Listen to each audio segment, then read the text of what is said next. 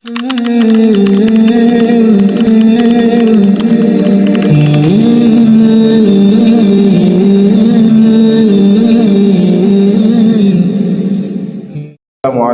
warahmatullahi wabarakatuh.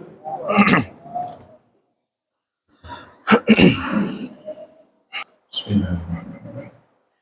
Innal hamdalillah nahmaduhu wa nasta'inuhu wa nastaghfiruh wa na'udzu billahi min shururi anfusina wa min sayyiati a'malina. May yahdihillahu fala mudilla lahu wa may yudlilhu fala hadiya lahu. أشهد أن لا إله إلا الله وحده لا شريك له وأشهد أن محمدا عبده ورسوله وصفيه وخليله. اللهم صل وسلم على نبينا ورسولنا محمد صلى الله عليه وسلم وعلى آله وأصحابه ومن تبعهم بإحسان إلى يوم الدين. فيا أيها المسلمون الحاضرون أوصيكم وإياي نفسي بتقوى الله فقد فاز المتقون. قال الله سبحانه وتعالى في القرآن الكريم: أعوذ بالله من الشيطان الرجيم بسم الله الرحمن الرحيم يا أيها الذين آمنوا اتقوا الله حق تقاته ولا تموتن إلا وأنتم مسلمون. Amma ba'd. Kaum muslimin sidang jamaah Jumat yang dirahmati dan dimuliakan oleh Allah Subhanahu wa ta'ala. Alhamdulillah, kita bersyukur kepada Allah Subhanahu wa ta'ala pada hari ini masih diberikan kesempatan untuk menikmati ibadah salat Jumat secara berjamaah. Mudah-mudahan sebelum kita meninggalkan tempat ini, sebelum kita meninggalkan masjid ini, pada hari Jumat ini, Allah sudah tambahkan iman kita, Allah sudah tambahkan ilmu kita, dan Allah sudah tambahkan lagi ketakwaan di dalam hati kita. Salam dan salawat senantiasa kita haturkan kepada beliau Rasulullah Muhammad sallallahu alaihi wasallam, sang Nabi yang kita tunggu dan kita harapkan syafaat pertolongannya nanti di hari kiamat di hadapan Allah Subhanahu wa ta'ala. Jamaah salat Jumat yang dirahmati dan dimuliakan oleh Allah Subhanahu wa ta'ala, ada satu doa yang Nabi sallallahu alaihi wasallam selalu baca setiap hari. Doa yang sangat pendek tapi syarat sekali dengan makna dan hikmah di dalamnya. Nabi sallallahu alaihi wasallam setiap pagi, setiap selesai salat subuh, dalam zikir paginya selalu membaca doa ini. Jamaah sekalian yang berbahagia, jika ada satu amalan yang Nabi sallallahu alaihi wasallam selalu ulang-ulang, selalu istiqomahkan dan selalu mencontohkan kepada para sahabat, berarti sesuatu itu adalah sesuatu yang penting dan urgen. Karena Nabi selalu ulang-ulang, Nabi selalu baca, dan Nabi selalu mohonkan itu kepada Allah Subhanahu wa ta'ala. Apa doa yang Nabi selalu baca di setiap paginya, jamaah sekalian? Setiap memulai harinya, memulai pagi dalam setiap harinya, Nabi selalu membaca doa ini. Allahumma inni as'aluka ilman nafi'an. Satu, ya Allah, aku mohon kepadamu ilmu yang bermanfaat. Wa rizqan tayyiban. Ya Allah, pada hari ini aku mohon kepadamu rezeki yang baik. Dan yang ketiga, poinnya yang diminta oleh Nabi adalah wa amalan mutaqabbalan, dan amalku hari ini mudah-mudahan engkau terima ya Allah. Ini tiga pondasi kehidupan orang-orang yang beriman yang diajarkan oleh Nabi dalam doa ini, jamaah sekalian. Allahumma inni as'aluka ilman nafi'an wa rizqan tayyiban wa amalan mutaqabbala. Saya ulangi, artinya, ya Allah, pada hari ini aku mohon kepadamu, tambahkan kepadaku ilmu yang bermanfaat. Dari hadis ini, dari doa ini jamaah sekalian, kita bisa ambil satu hikmah bahwa Nabi SAW setiap memulai harinya, setiap pagi memulai harinya memprioritaskan ilmu, minta tambahan ilmu kepada Allah Subhanahu wa Ta'ala. Kenapa demikian? Karena memang ilmunya Allah Subhanahu wa Ta'ala tidak ada batasnya. Agama Islam ini yang dipenuhi dengan ilmu-ilmu Allah Subhanahu wa Ta'ala, yang terkandung di dalam Al-Quran, yang terkandung di dalam hadis-hadis Nabi sallallahu alaihi wasallam, itu tidak ada ujungnya jamaah sekalian. Habis usia kita ini tidak akan mungkin kita bisa menyelesaikan dan memahami serta mengetahui semua ilmu yang Allah Subhanahu wa Ta'ala miliki.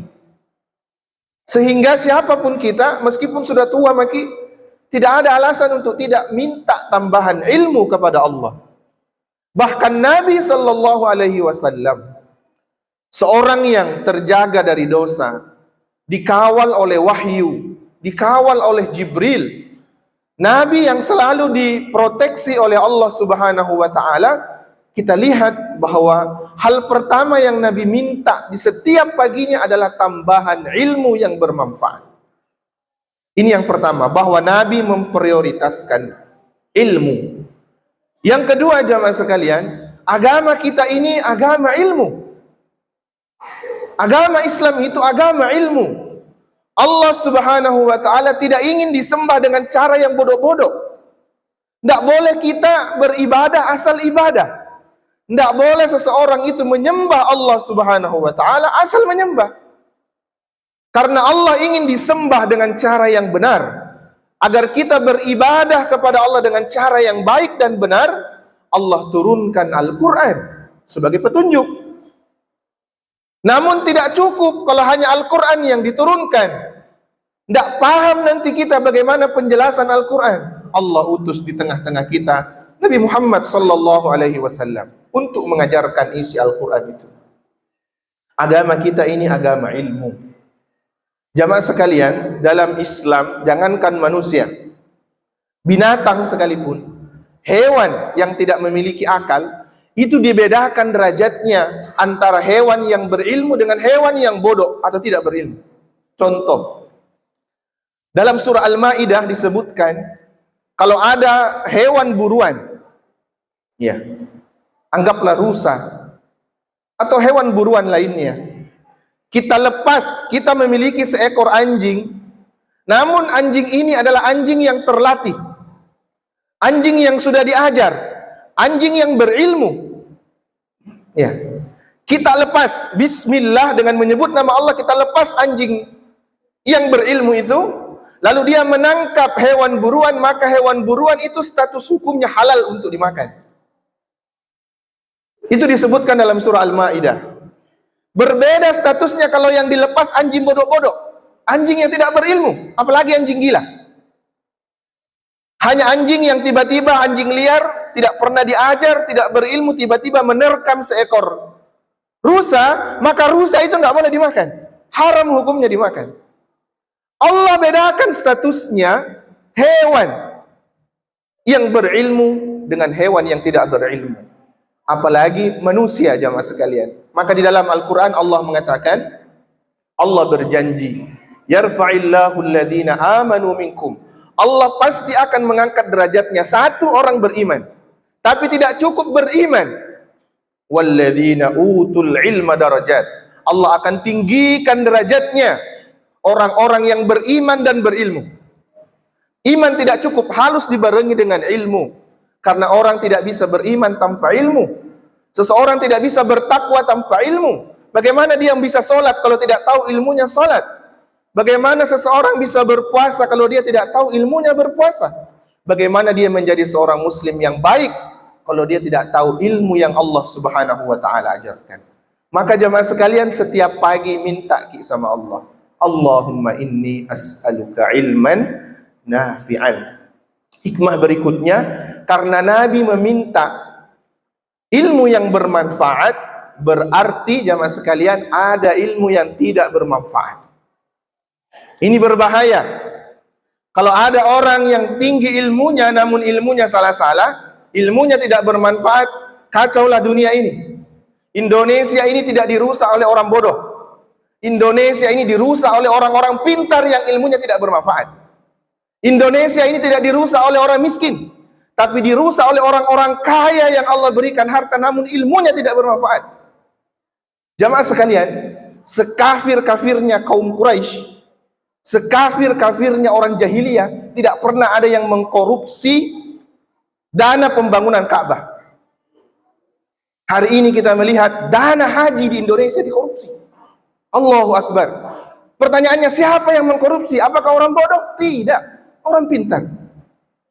Maka karena ada ilmu yang bermanfaat dan ada ilmu yang tidak bermanfaat, kita minta kepada Allah, ya Allah, berikan saya, anak cucu saya, ilmu yang bermanfaat, ilmu yang menjadikan kita semakin dekat dengan Allah Subhanahu wa ta'ala. Yang kedua yang diminta oleh Nabi, wa rizqan thayyiban, rezeki yang baik. Ini juga penting. Karena Nabi meminta rezeki yang baik, jamaah sekalian, ada juga rezeki yang tidak baik. Rezeki yang baik itu tidak melulu tentang harta. Rezeki yang baik bisa berupa kehidupan yang tenang, pasangan yang baik, anak-anak keturunan yang soleh dan soleha, ya, teman-teman yang baik, lingkungan yang baik, tempat tinggal yang baik, itu semua rezeki. Sehingga poin kedua yang diminta oleh Nabi adalah warizqan thayyiban. Setelah minta ilmu yang bermanfaat, minta rezeki yang baik. Minta dijaga dari Allah Subhanahu wa ta'ala dari rezeki-rezeki yang tidak baik. Kalau dua poin ini telah terpenuhi, jamaah sekalian, ada ilmu tak yang bermanfaat, harta tak, rezeki tak adalah rezeki yang baik, insya Allah poin ketiganya akan terpenuhi. Apa itu? Wa amalan mutaqabbalan. Ya Allah, terimalah ibadahku. Karena kalau ilmunya tidak bermanfaat, rezekinya tidak baik, maka kayaknya susah amalnya diterima. Susah amalnya diterima. Kalau kita masih malas beribadah, mari koreksi diri kita. Jangan-jangan ilmu kita tidak bermanfaat. Jangan-jangan rezeki kita tidak baik, tercampur dengan yang syubhat, apalagi yang haram. Na'udzubillahi min dzalik. Minta ilmu yang bermanfaat, minta rezeki yang baik. Dan yang terakhir Nabi minta wa amalan mutaqabbalan. Amalan ibadah yang engkau terima ya Allah. Amalan yang engkau ridhai ya Allah. Jamaah sekalian yang dirahmati oleh Allah Subhanahu wa ta'ala, puncak tertinggi kita di sisi Allah Subhanahu wa ta'ala adalah ridhonya Allah. Semua makhluk di dunia ini dapat rahmatnya Allah. Orang taat tidak taat, orang solat tidak solat, orang beriman tidak beriman, semua dikasih rahmat. Iya, semua dikasih rahmatnya Allah di dunia ini, dapat rahmat. Andaikan orang kafir, orang tidak beriman, tidak mendapatkan rahmat Allah, tidak satupun dari mereka yang bernafas hari ini. Tapi jamaah sekalian, apakah semua yang mendapatkan rahmatnya Allah itu diridhoi oleh Allah? Belum tentu. Ya. Yang diridhoi oleh Allah hanya mereka-mereka yang amalnya diterima oleh Allah. Maka dalam surah Al-Fajr, Allah Subhanahu wa ta'ala nanti memanggil hamba-hamba yang Allah ridhoi saja. Ya ayyatuhan nafsul mutmainnah, wahai jiwa-jiwa yang tenang, wahai ruh-ruh yang tenang, ruh-ruh yang selamat, ruh-ruh yang bahagia, irji'i, hari ini kembalilah, pulanglah, ila rabbiki, kepada Tuhanmu. Apa kondisinya? Radiyatan mardiyah, dalam kondisi Allah sudah ridho kepadamu. Itu puncak tertingginya. Oleh karena itu kita berharap ibadah-ibadah yang kita lakukan, ya, itu mengundang ridhonya Allah Subhanahu wa ta'ala. Barakallahu li wa lakum fil Qur'anil azim wa nafa'ani wa iyyakum bima fihi minal ayati wa dzikril hakim. Aqulu qawli hadza wa astaghfirullahal azim li wa lakum wa lisairil muslimina min kulli dhanb fastaghfiruhu innahu huwal ghafurur rahim.